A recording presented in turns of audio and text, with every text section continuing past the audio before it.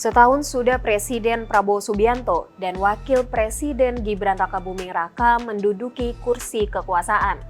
Pada masa kampanye, keduanya mengenalkan Asta Cita, 8 misi utama kendaraan untuk mewujudkan Indonesia Emas 2045. Mimpi besar Prabowo dicurahkan lewat 17 program prioritas dan 8 program hasil terbaik cepat. Di antaranya terkait kemandirian pangan, pemberantasan kemiskinan, penguatan pertahanan, hingga yang paling sering diucapkan berulang kali selama debat calon presiden, yakni hilirisasi. Kembali kalau dikatakan negara yang harus berperan, kuncinya adalah bahwa kita ini harus punya dana yang cukup. Kita harus punya tabungan yang cukup. Kita harus punya sovereign wealth fund yang cukup.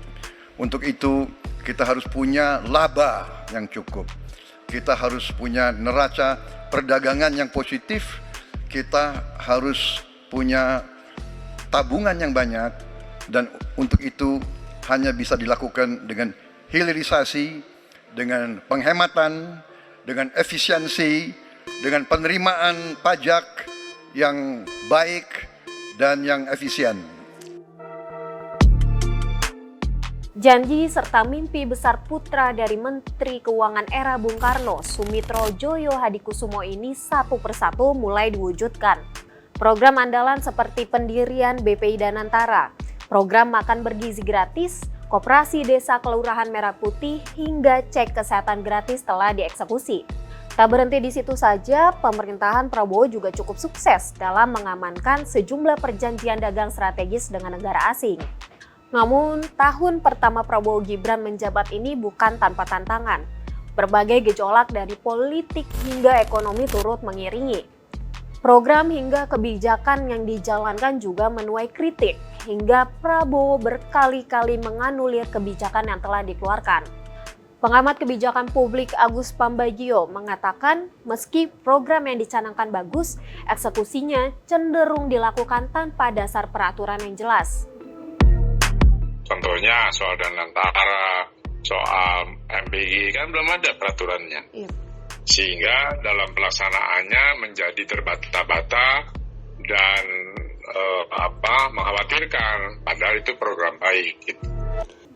Akibatnya, pemerintah tidak memiliki argumen kuat ketika program atau kebijakan yang dijalankan dicecar oleh publik. Agus pun menyoroti kabinet gendut Prabowo Gibran yang dikhawatirkan punya potensi tumpang tindih regulasi antar masing-masing kementerian lembaga.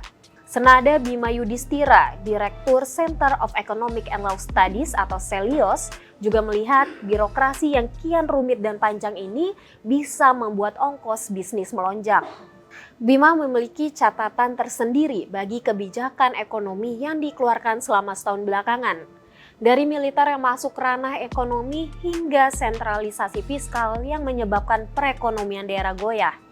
Apalagi kebijakan yang ada dinilai tak mendukung keberlangsungan industri dalam negeri, seperti kebijakan TKDN hingga kuota impor yang rencananya ingin dihapus. Bima juga menyebut yang terjadi saat ini adalah pembukaan izin tambang yang justru tak berkaitan dengan proyek hilirisasi. Jadi lebih ke ekstraktif kotak kebijakannya dibandingkan mendorong industrialisasi. Makanya narasi hilirisasi yang dibangun oleh Prabowo justru sebenarnya ekstraktivisme, tidak berkorelasi dengan mencegah deindustrialisasi prematur.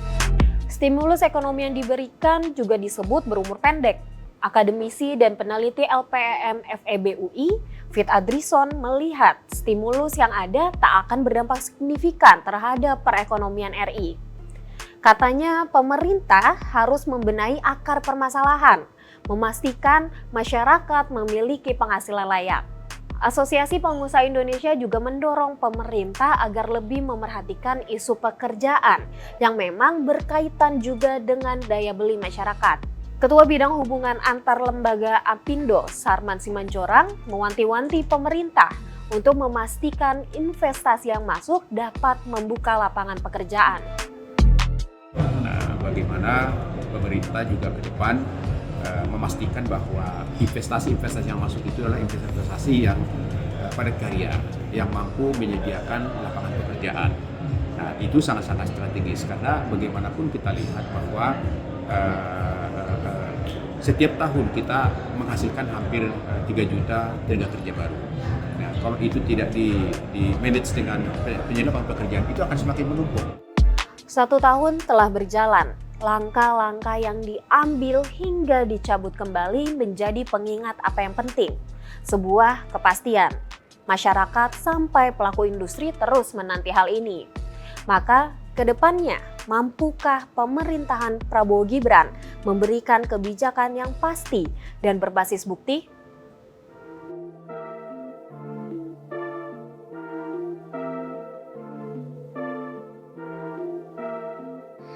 Inti daripada semua masalah adalah disiplin.